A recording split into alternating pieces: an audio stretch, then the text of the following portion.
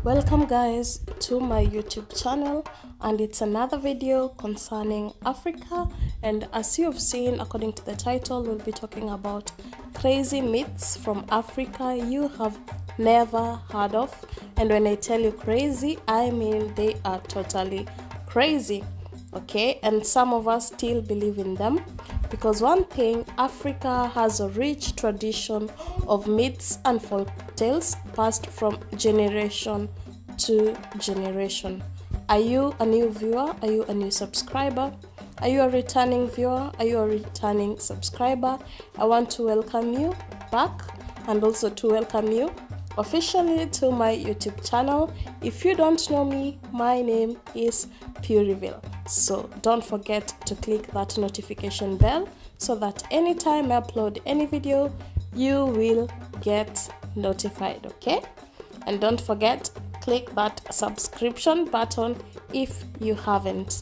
So number one, we'll be traveling to East Africa, and we are definitely going to my country, my beloved country, Kenya.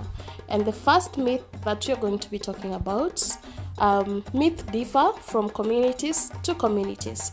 So there's a myth that I was told that once you lose a tooth, you are supposed to throw that tooth on top of a roof.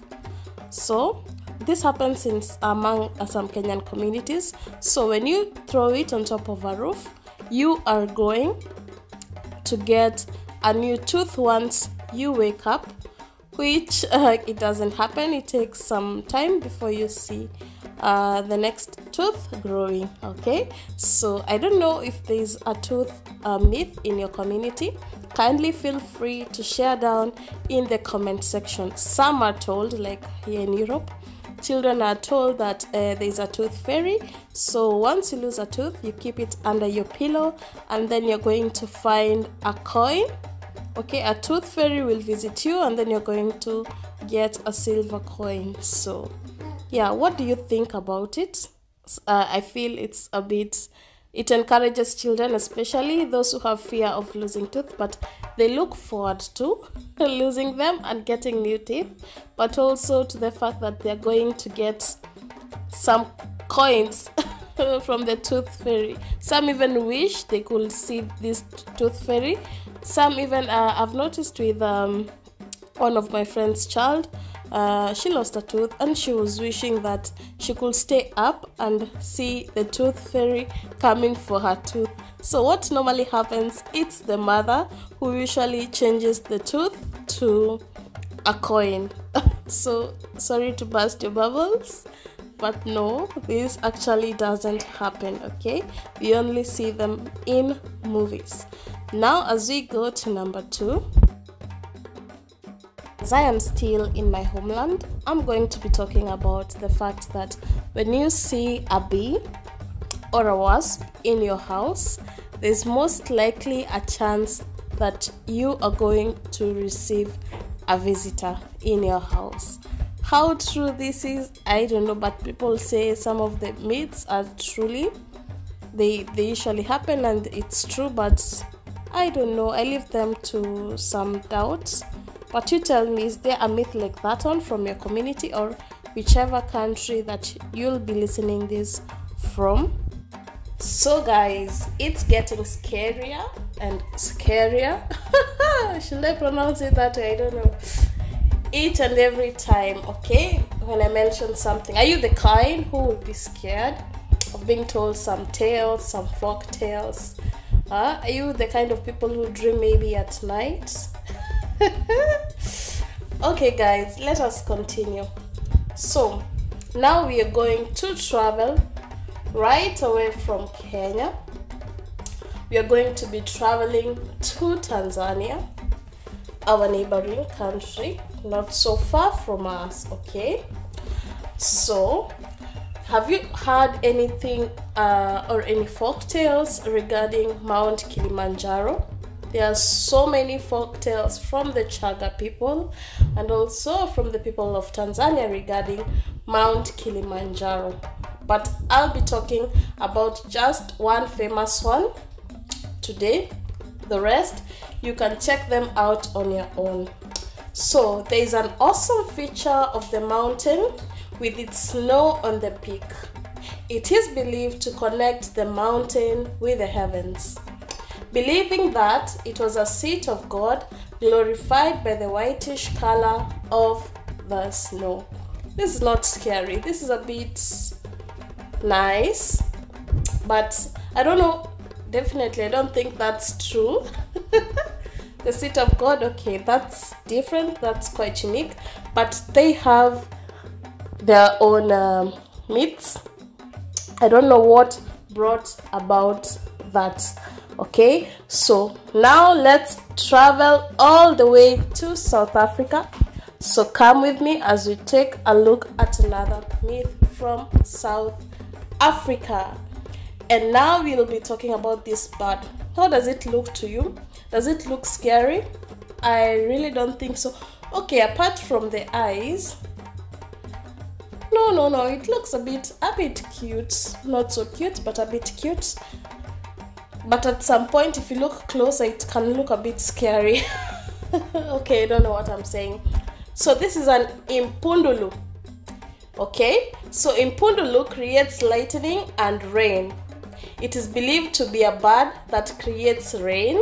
Okay, so every time it flaps its wings, thunder can be heard. Okay, and that way it rains. How true is this? Sister Zaina, all the way from South Africa. All my South African fans, all my South African subscribers, kindly let me know. Is this true? Yeah? Does it really have an impact, or it is just based on myths and nothing more? Okay? So now let's get to the crazy stuff and scary stuff, okay? So let's travel to Zanzibar right now. So according to Zanzibar myths, a giant winged creature, it's well known as Popabawa. I stand to be corrected if you're from Zanzibar. So this giant winged creature, I'll tell you why I have this picture of a witch. Okay, this giant winged creature Popabawa, that it is what the witches usually use to torment their enemies at night. If you are an enemy to the witches, definitely I think 99% of people are enemies to the witches, because if you are doing good, and definitely witches are for evil purposes, so you are an enemy to them. So can you imagine, they use these ugly witches. Look at this picture. Oh my god, I hope I don't dream horror stuff tonight. Okay, I'm just joking. So they use this winged creature against their enemies to scare them. Okay, so it can turn, this creature is quite weird because it can turn from male or to female. Okay, so when it turns to male, it sexually harasses. It harasses both men and women sexually. So the purpose of this bird is to actually harass the enemies of the witches sexually. Regardless whether you are a male or a female, you are not safe. Now that is so bad and so scary. So another one, now this one is a night myth. So you find that when you whistle at night, it invites demons. Now this is a folktale direct from Nigeria. I almost forgot to mention that.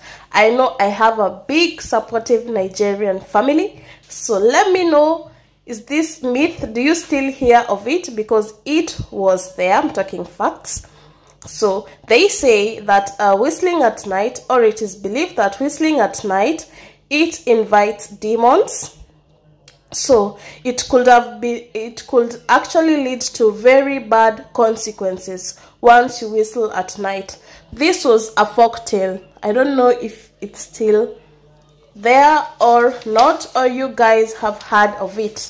So kindly share with me in the comment section where we usually get to interact. Don't forget to share my videos to your friends, to your families, to your neighbors. Let us continue growing this amazing YouTube community. And more about Africa is coming. More about my lifestyle is coming. More about couples is coming. So expect anything, okay? So guys, until the next one, it's a bye-bye from me.